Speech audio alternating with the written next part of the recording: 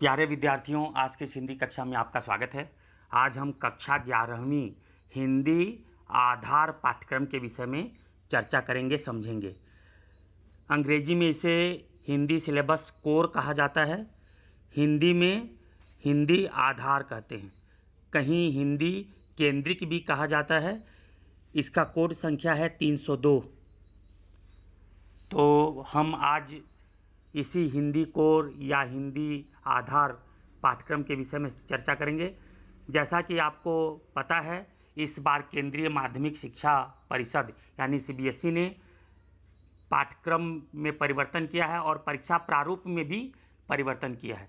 इस बार टर्म 1 और टर्म 2 दो हिसाब से परीक्षाएं आयोजित की जाएंगी। टर्म 1 में सीबीएसई ने कुछ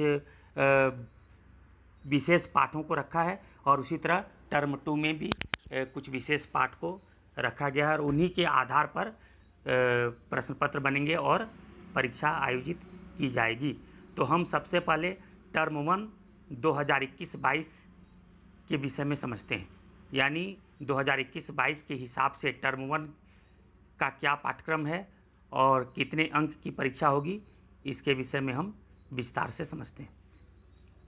सबसे पहले हम यह समझ लें कि कक्षा 11वीं हिंदी आधार की 3 पुस्तकें हैं। एक है आरोह भाग 1, दूसरी पुस्तक है वितान भाग 1 और तीसरी पुस्तक है अभिव्यक्ति और माध्यम, जो व्याकरण से संबंधित है। इस तरह से 3 पुस्तकें हैं। हिंदी पाठ्यक्रम आधार कक्षा 11वीं 2021-22 सत्र पहला या टर्म 1 के लिए जो पाठ्यक्रम निर्धारित है वह इस प्रकार है। इसमें पहला अपठित बोध आएगा, जो अपठित बोध गद्यांश और पद्यांश होंगे। अपठित बोध 15 अंकों का होगा। इसमें अपठित गद्यांश होगा। 2 गद्यांश दिए जाएंगे, उनमें से किसी एक गद्यांश को हल करना होगा, यानी एक गद्यांश के प्रश्नों का उत्तर देना होगा। एक गद्यांश 450 से 500 शब्दों के होंगे और प्रत्येक गद्यांश से 10 प्रश्न पूछे जाएंगे और प्रत्येक प्रश्न का मूल्य 1 अंक का होगा। 2 गद्यांश में से किसी एक गद्यांश को करना होगा। इस तरह से एक गद्यांश से 10 प्रश्न पूछे जाएंगे और प्रत्येक प्रश्न का मूल्य 1 होगा, यानी आप जो एक गद्यांश 2 गद्यांश में से एक गद्यांश के प्रश्नों को आप हल करेंगे, वे प्रश्न 10 होंगे और उनका मूल्य 10 अंक होगा, यानी 10 अंक के प्रश्नों को आप हल करेंगे। इसी तरह अपठित पद्यांश है। 2 पद्यांश दिए जाएंगे, उनमें से किसी एक पद्यांश के प्रश्नों को आपको हल करना होगा और इसमें 5 प्रश्न होंगे, यानी एक पद्यांश से 5 प्रश्न पूछे जाएंगे और प्रत्येक प्रश्न का मूल्य 1 अंक का होगा। तो इस तरह से गद्यांश से 10 प्रश्न और पद्यांश से 5 प्रश्न, कुल 15 प्रश्न और उनके अंक हुए 15, यानी 15 अंकों के अपठित बोध से प्रश्न पूछे जाएंगे। इसके बाद है दूसरा कार्यालयी हिंदी और रचनात्मक लेखन। इससे 5 प्रश्न पूछे जाएंगे। ये अभिव्यक्ति और माध्यम पुस्तक के आधार पर प्रश्न पूछे जाएंगे और बहुविकल्पात्मक प्रश्न होंगे, यानी मल्टीपल चॉइस क्वेश्चन होंगे। प्रश्न होंगे और उसके नीचे विकल्प के रूप में 4 उत्तर दिए जाएंगे, उनमें से एक उत्तर सही होगा।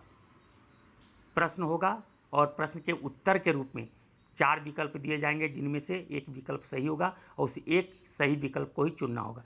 इसी प्रकार ये जो अपठित बोध है, अपठित बोध भी यह बहुविकल्पात्मक होगा, यानी मल्टीपल चॉइस क्वेश्चन इसमें भी दिए जाएंगे। प्रश्न पूछे जाएंगे और प्रत्येक प्रश्न के उत्तर के रूप में 4 विकल्प दिए जाएंगे, उनमें से एक विकल्प सही होगा। इसी तरह अभिव्यक्ति और माध्यम पुस्तक से भी ऐसे ही प्रश्न पूछे जाएंगे बहुविकल्पात्मक, और एक प्रश्न होगा और उस प्रश्न का जो उत्तर के रूप में 4 विकल्प दिए जाएंगे और सही विकल्प आपको चुनना। इस तरह से इसमें 5 प्रश्न पूछे जाएंगे और प्रत्येक प्रश्न का मूल्य 1 होगा, यानी 5 अंक के प्रश्न अभिव्यक्ति और माध्यम पुस्तक से पूछे जाएंगे। अब तीसरा हो गया पाठ्य पुस्तक आरोह भाग 1, कक्षा 11वीं हिंदी आधार में पाठ्य पुस्तक है आरोह भाग 1। इस पुस्तक से बहुविकल्पात्मक प्रश्न के रूप में 15 अंक के प्रश्न पूछे जाएंगे, यानी 15 प्रश्नों के आपको उत्तर देने होंगे और प्रत्येक प्रश्न 1 अंक का होगा। आरोह के पठित गद्यांश से आपको 5 बहुविकल्पीय प्रश्न दिए जाएंगे। आरोह भाग 1 जो आपने पाठ पढ़ा, चाहे वो नमक का दारोगा हो, चाहे मियाँ नसरुद्दीन हो, चाहे गलता लोहा हो, इन्हीं पाठों से आपको एक गद्यांश दिया जाएगा और उस गद्यांश से संबंधित नीचे 5 प्रश्न होंगे और प्रत्येक प्रश्न के उत्तर के रूप में 4-4 विकल्प दिए जाएंगे और आपको सही विकल्प को चुनना है। इस तरह गद्यांश से 5 प्रश्न पूछे जाएंगे।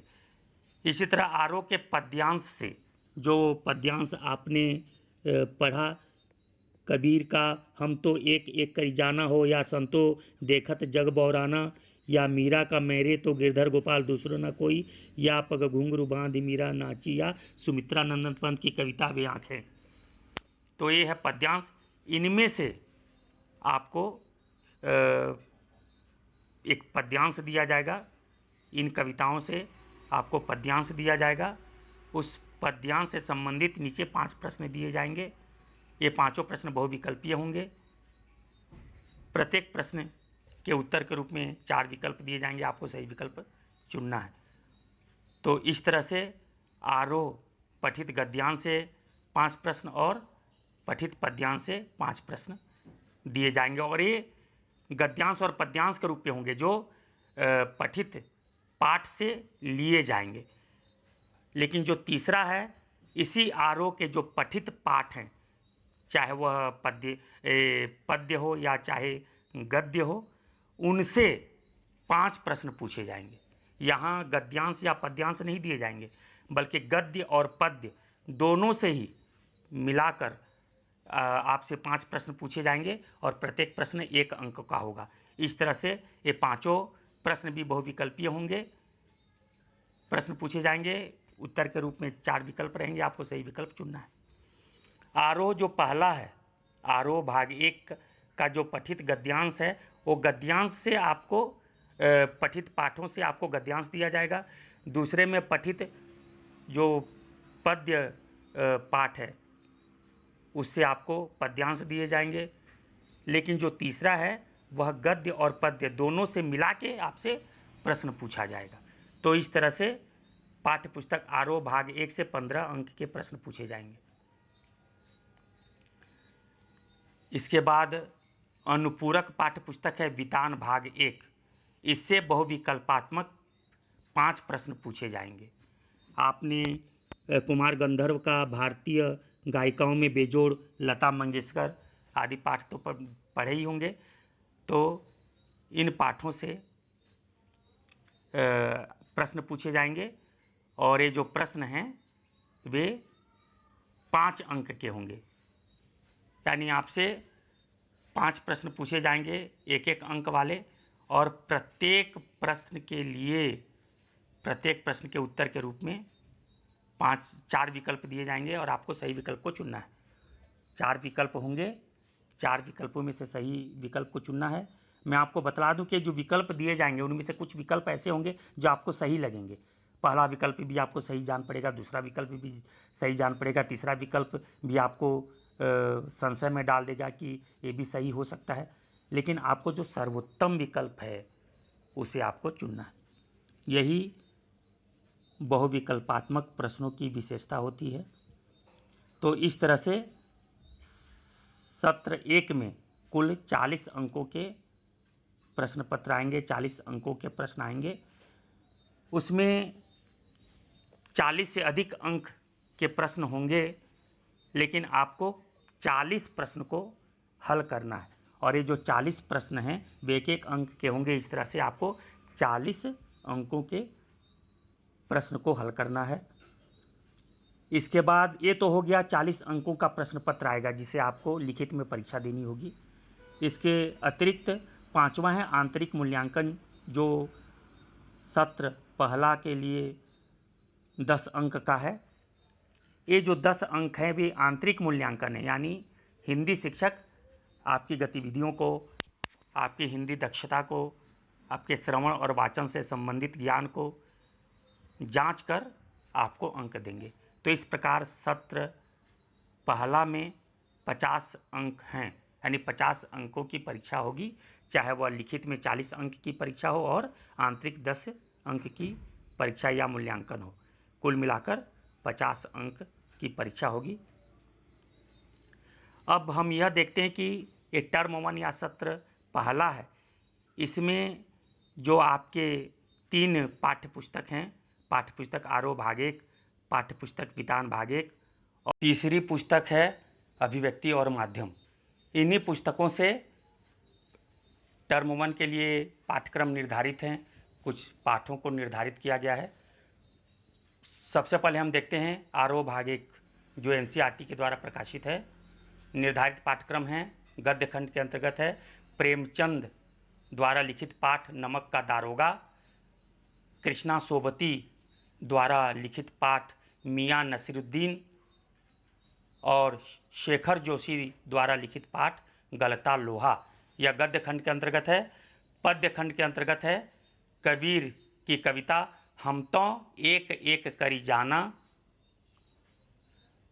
और दूसरी कविता संतों देखत जग बौराना। ये 2 कविताएं कबीर की हैं।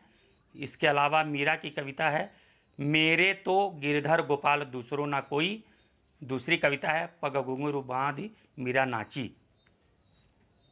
तीसरी कविता सुमित्रानंदन पंत द्वारा रचित वे आँखें हैं। तो इस तरह से पद्य खंड के अंतर्गत कबीर, मीरा और सुमित्रानंदन पंत की कविताएं हैं।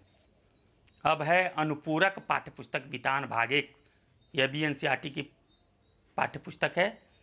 इसमें केवल एक ही पाठ निर्धारित है, वह है कुमार गंधर्व द्वारा लिखित भारतीय गायिकाओं में बेजोड़ लता मंगेशकर। इसके अलावा पाठ्यपुस्तक अभिव्यक्ति और माध्यम है, जो व्याकरण से संबंधित है। इसमें शब्दकोश और संदर्भ ग्रंथों की उपयोगी विधि और परिचय से प्रश्न पूछे जाएंगे और ये प्रश्न 5 अंकों के होंगे। तो इस तरह से टर्म 1 के लिए ये पाठ निर्धारित हैं। यदि आपको इन पाठों को भली भांति समझना है तो मेरे द्वारा बनाए गए इस पाठ से संबंधित वीडियो को आप देख सकते हैं और वीडियो को देखकर आप इन पाठों को अच्छी तरह से समझ सकते हैं। धन्यवाद।